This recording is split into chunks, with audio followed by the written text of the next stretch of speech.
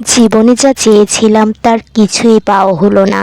সময়ের স্রোতে ভেসে গিয়ে হারিয়ে ফেললাম অনেক কিছুই, নিজের সুখ শান্তি স্বপ্ন সবকিছুই। ভালো থাকার চেষ্টায় বারবার লড়াই করেছি, দুনিয়ার সব প্রচেষ্টাই ব্যর্থ হয়েছে একে একে। শেষ অবধি যখন কোনো চাওয়াই আর পূরণ হয় না, তখন জীবন থেকে চাওয়াও কিছু বাকি থাকে না। এক সময় অনুভব হয় এই শূন্যতাই হয়তো চূড়ান্ত সত্য। দুঃখ সহিবার শক্তি দিও মাবুদ।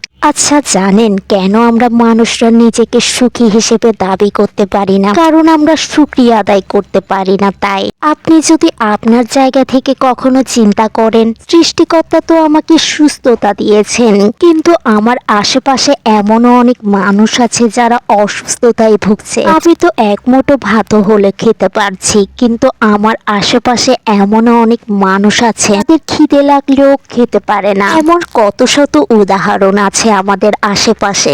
আমরা মানুষরা এমন ভাবে চিন্তা করি না বলে বিধায় কিন্তু আমরা অসুখী দাবি করি নিজেকে। তাই বলে কি নিজের দুঃখগুলোকে কখনো বড় করে দেখতে নেই। আমার ছোটখাটো সমস্যার কারণে আজ চলে আসলাম আমার বাসার পাশে, মানে পাথরঘাটার মধ্যে একটি হসপিটাল আছে, সেখানে ভাবলাম ভিডিও করে একটু তোমাদের দেখিয়ে দিই। সত্যি কথা বলতে আমার বাসার পাশে এমন একটি হাসপাতাল আছে তা আমার জানা ছিল না। আজ প্রথমবার আসলাম আমি আমার বাসার পাশে এই হসপিটালে। হয়তো অনেকেই চিনে থাকবে, চট্টগ্রামে পাথরঘাটার আশেপাশে যারা আছেন তারা হয়তো আগে থেকে এই হসপিটাল সম্পর্কে জানে। তার বুদ্র মেডিকেল সেন্টার নামে পরিচিত এই মেডিকেলটি। এখানে আশেপাশে পরিবেশটি আসলেই অনেক সুন্দর আর পরিষ্কার পরিচ্ছন্ন ছিল। এখানে আপনি আপনার প্রয়োজনীয় সকল ডাক্তার পেয়ে যাবেন। যদিও আমার এই মেডিকেল সম্পর্কে ধারণা একদমই কম, যার কারণে আপনাদেরও ঘুরিয়ে ঘুরিয়ে দেখাচ্ছে কি আছে আর কি নেই। এখন আমি প্রবেশ করব এই মেডিকেলে। প্রথমে দেখতেই আপনাদের কিছুটা স্কুলের মতন মনে হতে পারে, কিন্তু সত্যিকার অর্থে এটি দেখে আমার খুব বেশি ভালো লেগেছে।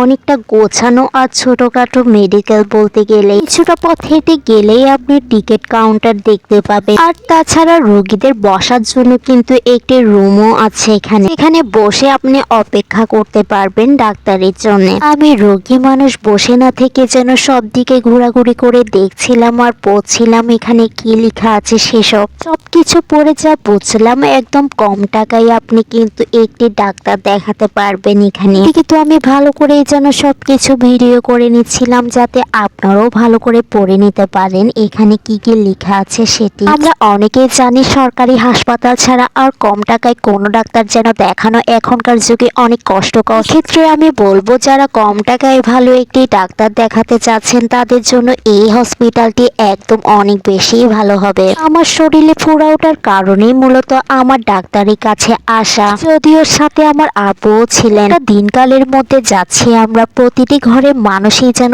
অসুস্থতার মধ্যেই ভুগছে। আপনারা যারা সুস্থ আছেন তারা কখনোই শুকরিয়া আদায় করতে ভুলবেন না।